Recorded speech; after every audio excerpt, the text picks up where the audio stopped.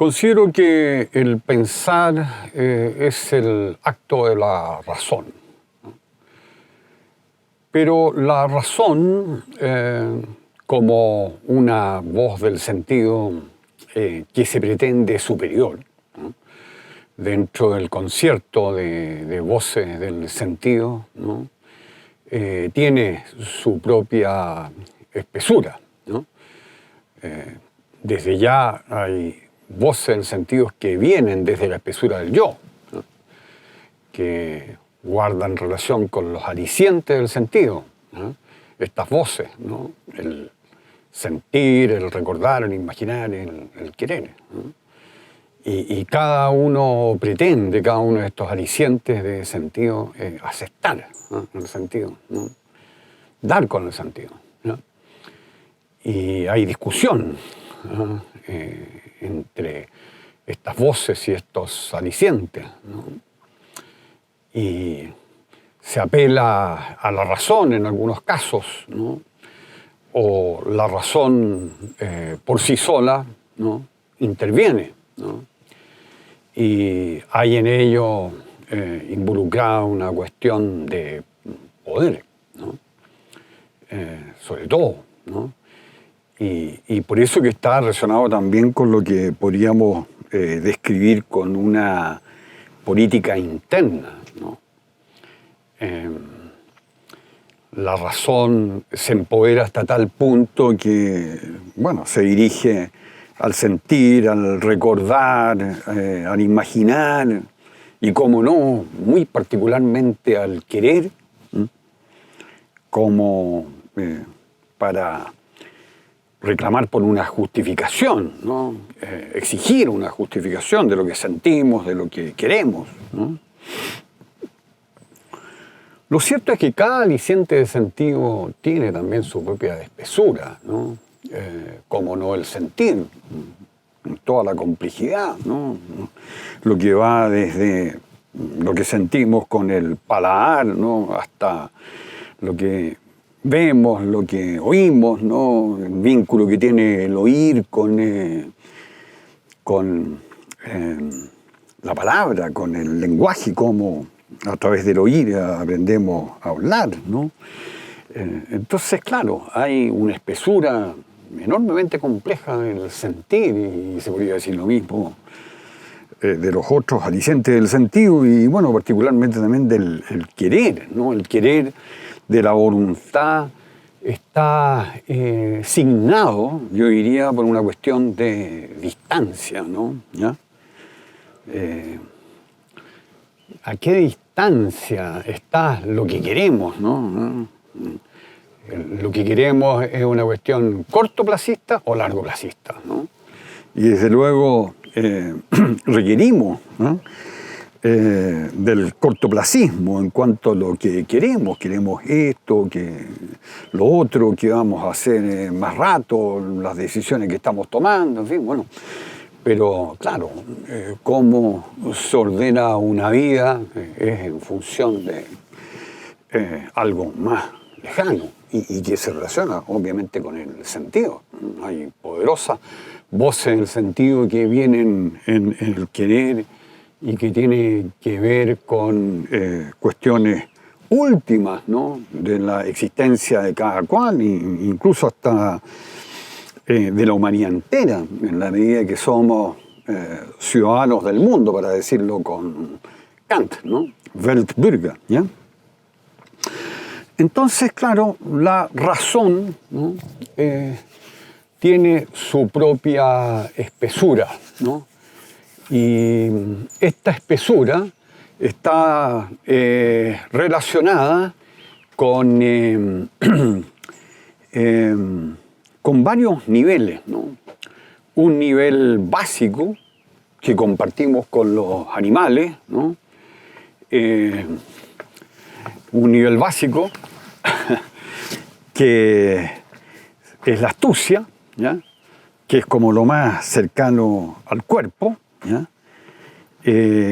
Y ciertamente, como podemos observar, bueno, muy ligado también al poder, como la razón, ¿cierto?, en su conjunto, ¿ya? Y luego, más allá de la astucia, está un segundo nivel, diría yo, que es la reflexión. Y la reflexión ya implica como una cierta detención que debemos hacer con respecto, sobre todo, a lo que decidimos, a nuestras acciones, ¿no? Justamente se trata de ser reflexivos ante todo, ¿no? En cuanto a precisamente las decisiones que estamos tomando, ¿no? Luego, otro nivel que sería el de la meditación, ¿no? Que, claro, implica ya una detención, incluso diríamos en términos espaciales, ¿no? ¿Ya? Total, ¿no? ¿Ya? Y en términos temporales, una demora, ¿no? A lo cual incluso suele acompañarle a la meditación, incluso como cierta posición corporal, como la posición loto, ¿ya? Para meditar precisamente, ¿no? ¿Ya? Claro, a través de la meditación diríamos que sobre todo se da, ¿no? Una relación, una inmersión en el eterno presente, ¿no? Porque si bien lo analizamos como, diría yo, lo abordado de forma muy reveladora Eckhart Tolle, el místico budista, ¿no? Sobre todo a través de una obra que se llama El poder de la hora, solo hay el ahora. No existe sino el ahora. Siempre somos ahora, nunca no somos ahora, ¿no? Y entonces, claro, lo que ocurre es que siempre nos estamos como desfasando, ¿no? De la hora. Y entonces, claro, a través de la meditación se da esa maravillosa posibilidad de insertarnos, de sumergirnos en esa hora, en ese eterno presente, ¿no? Entonces, es algo realmente extraordinario lo que nos brinda la meditación, ¿ya? Ya con la meditación, ¿ya? Se hace presente en lo que se refiere a la pregunta por el sentido, ¿no? Algo que atañe al binomio, lo planteo así, donación-dotación, ¿no? El sentido puede ser donación, ¿no?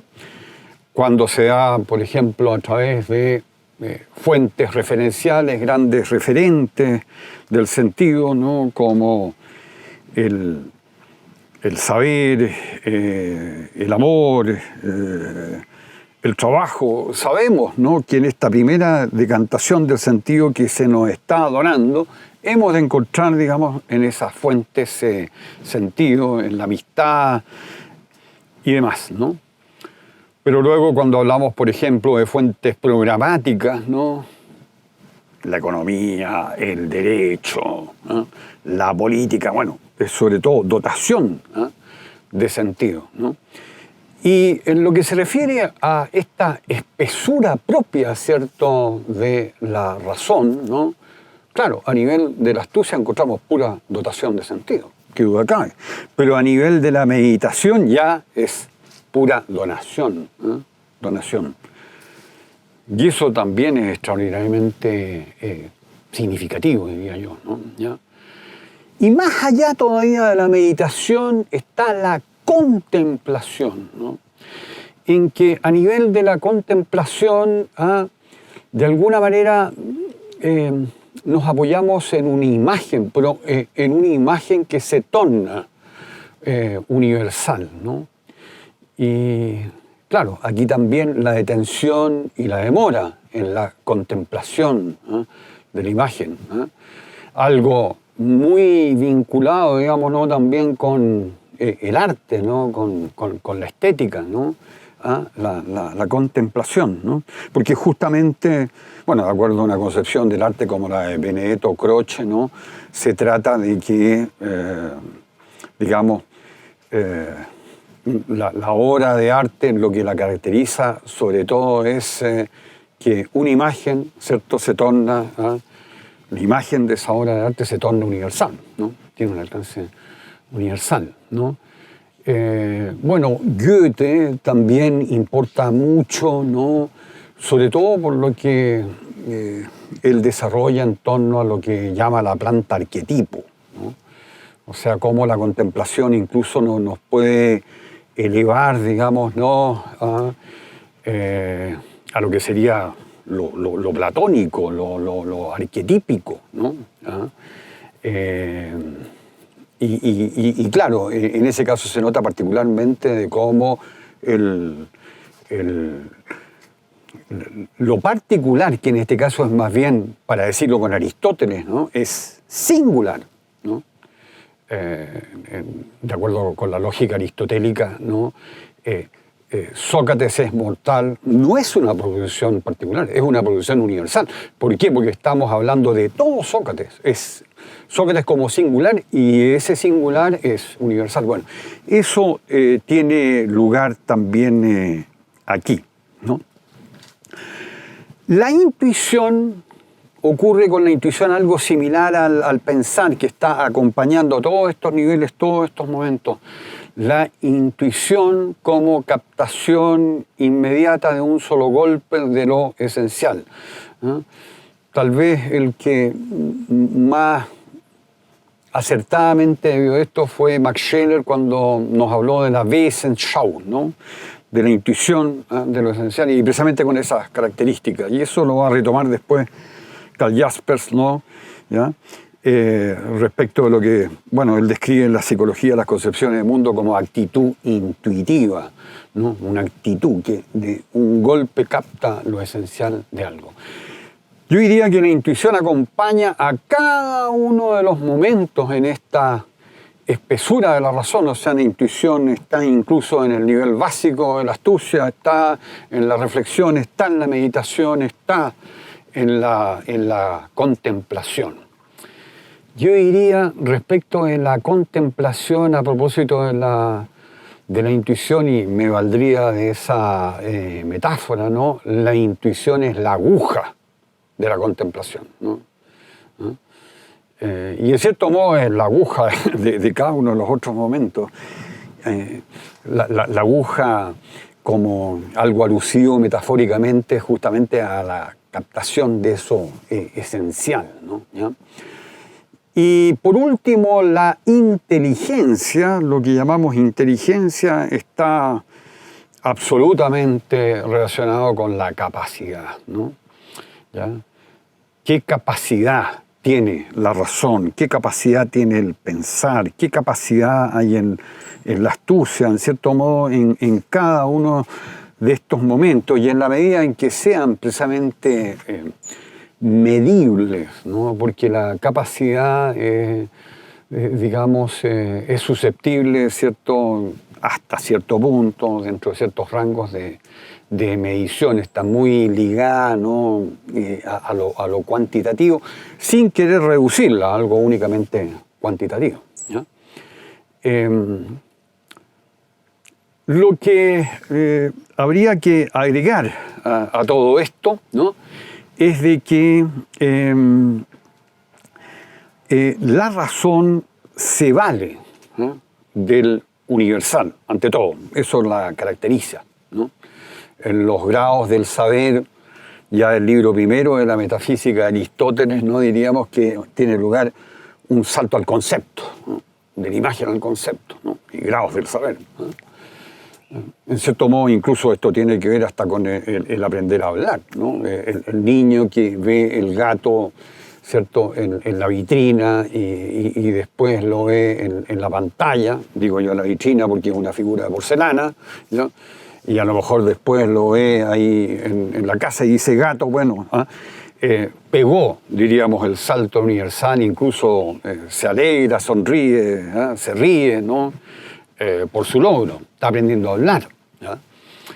Y entonces, claro, ahí podemos captar el poder, el empoderamiento que le es propio, ¿cierto?, a la razón, ¿no?